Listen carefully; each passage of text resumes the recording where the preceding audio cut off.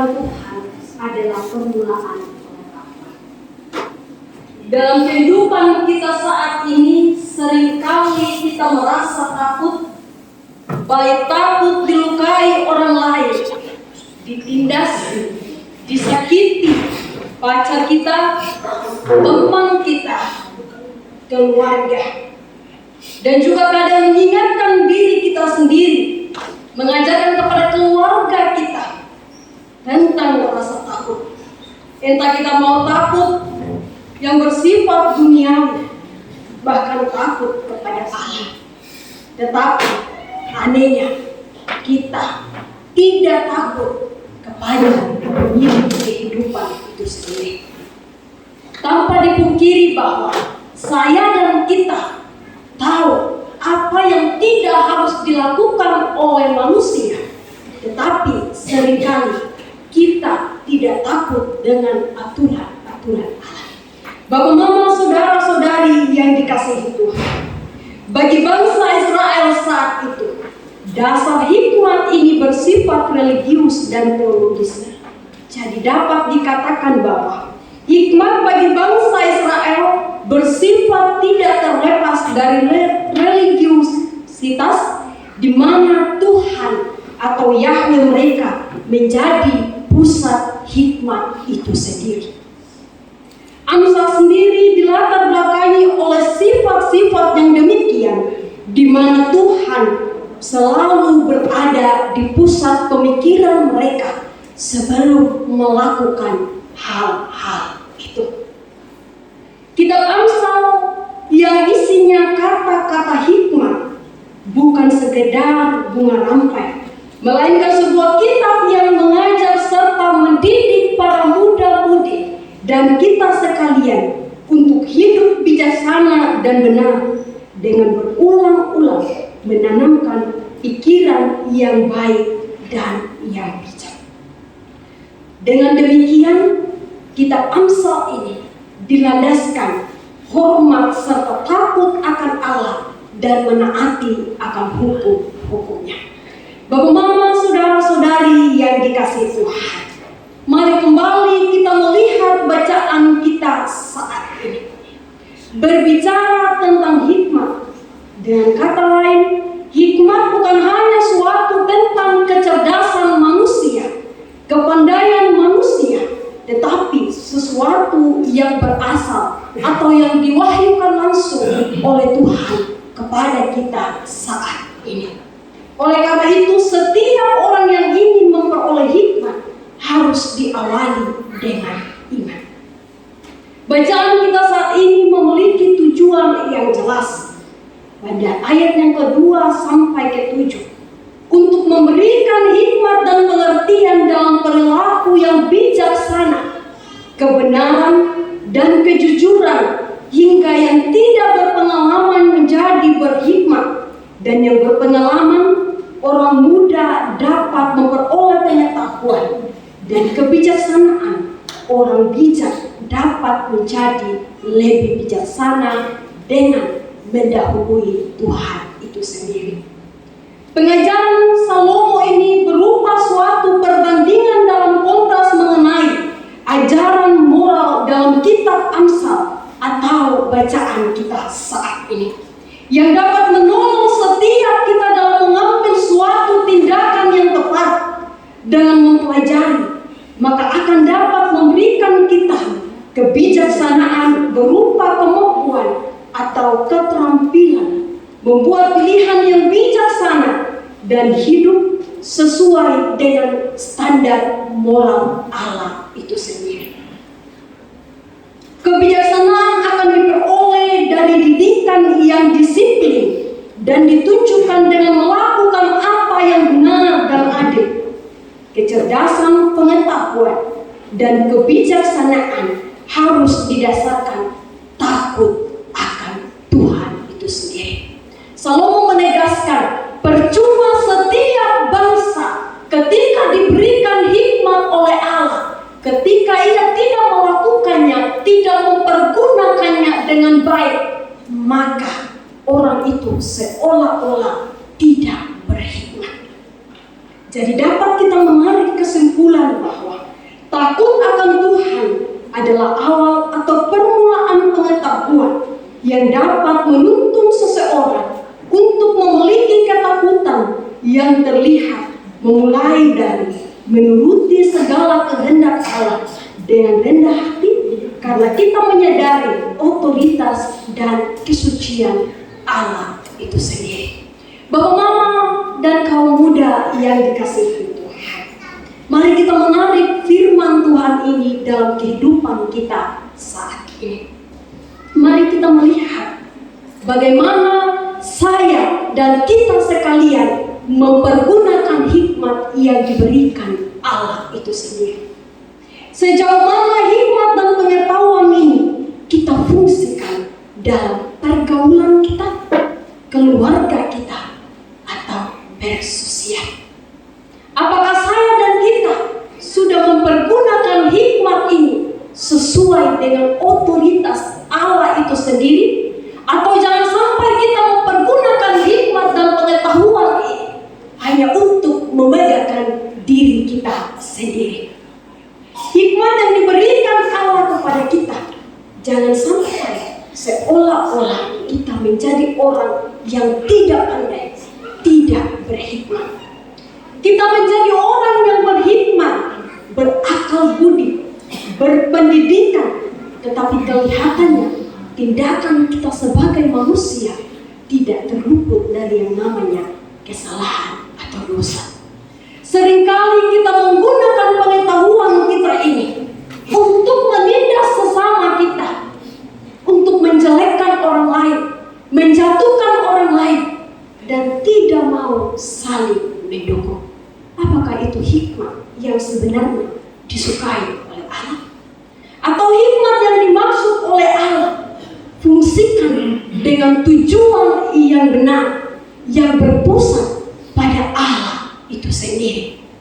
Jangan sampai kita menjadi orang yang mengatakan takut akan Tuhan, tetapi perbuatan karakter kita tidak mencerminkan takut akan Pencipta itu sendiri. Hal ini sering kita temui dalam keluarga kita, lingkungan kita, bahkan pribadi kita. Tidak bisa dipungkiri bahwa kita sering menggunakan hikmat ini dengan keegoisan kita sebagai manusia biasa. Membangun hubungan yang dekat dengan Tuhan, membangun spiritual kita dengan Tuhan, akan menuntun kita dengan segala sesuatu yang kita minta. Bapak, Ibu, saudara-saudari yang dikasihi Tuhan, kita perlu sadari bahwa setiap kita untuk mencapai pengetahuan butuh yang namanya proses. Hikmat adalah hal yang dianugerahkan langsung atau yang diwahyukan langsung kepada setiap manusia.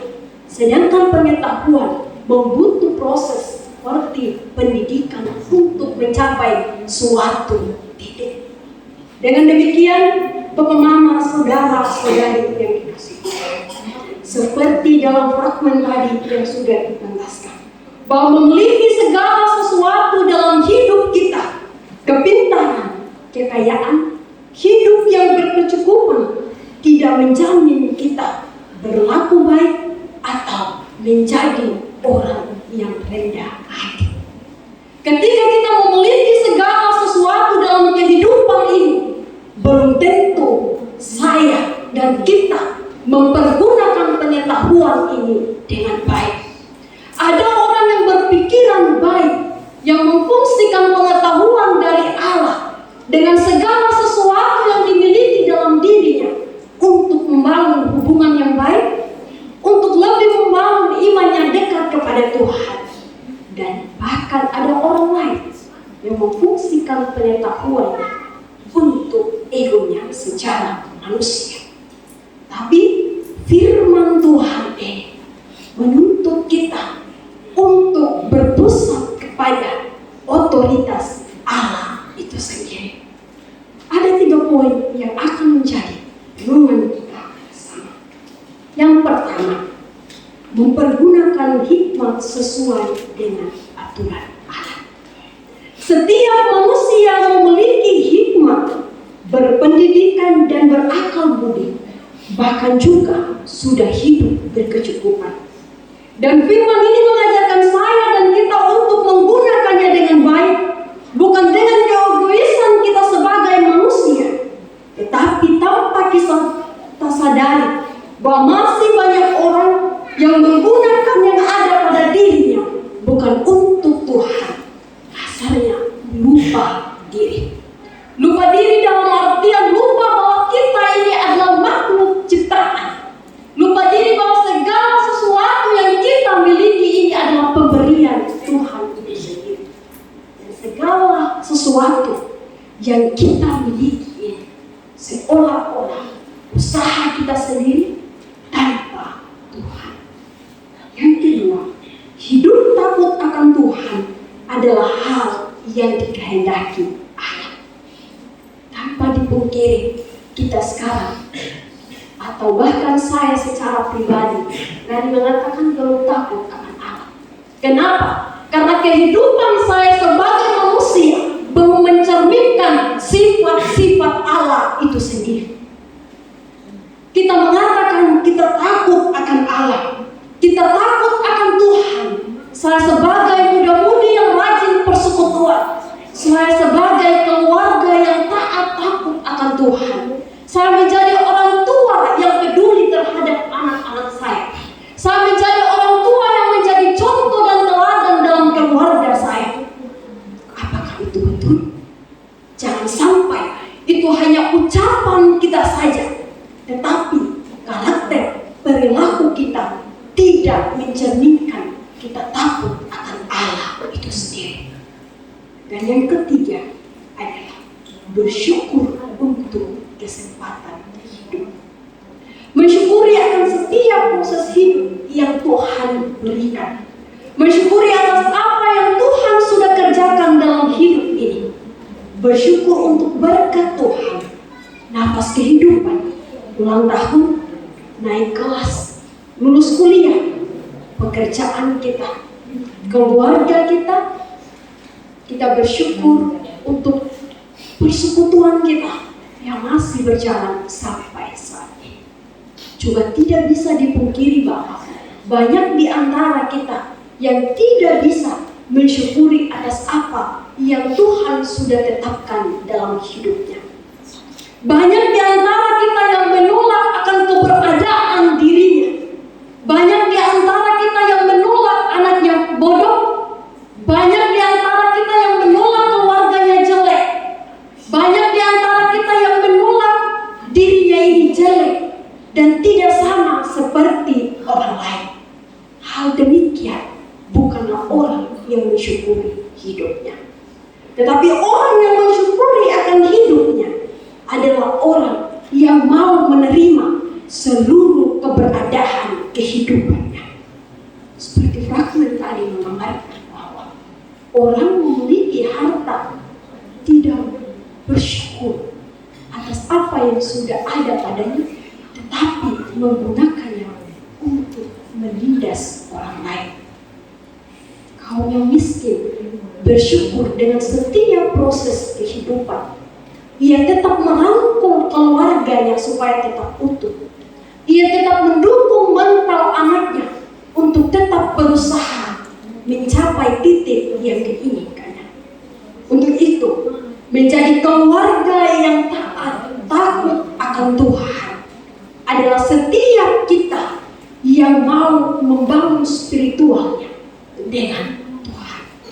Untuk itu, Bapak, Mama, saudara-saudari yang dikasihi Tuhan, mari kita belajar dari firman Tuhan ini lewat Salomo. Ia mengajarkan kita bahwa penting untuk mendekatkan diri kepada Tuhan, mempergunakan hikmat yang berasal daripada Tuhan dengan sebaik mungkin. Jangan sampai saya dan kita menjadi muda-mudi yang salah mempergunakan hikmat.